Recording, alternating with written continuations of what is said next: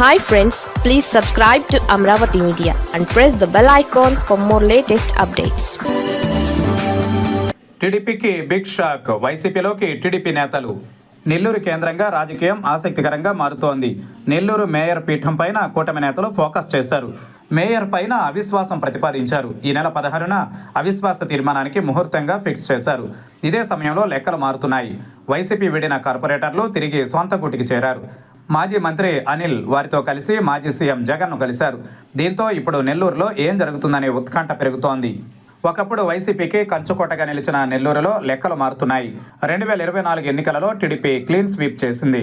నెల్లూరు కార్పొరేషన్లోనూ పాగా వేసేందుకు కూటమి నేతలు పావులు గదిపారు. మేయర్ పైన అవిశ్వాసానికి సిద్ధమయ్యారు.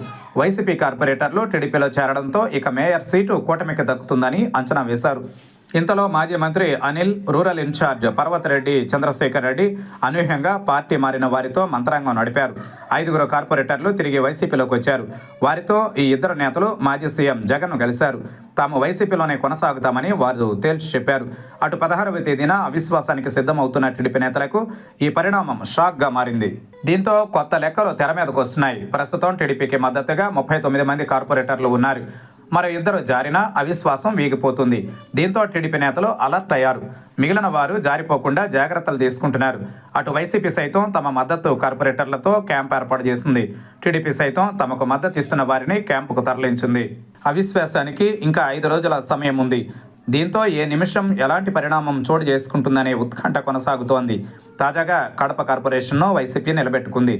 నెల్లూరును అదే విధంగా కాపాడుకోవాలని ప్రయత్నాలు చేస్తోంది. అటు కూటమి నెల్లూరు అవిశ్వాసం ప్రతిష్టాత్మకంగా తీసుకుంది. దీంతో నెల్లూరు కేంద్రంగా ఈ 5 రోజుల రాజకీయం పైన ఉత్కంఠ నెలకొంది.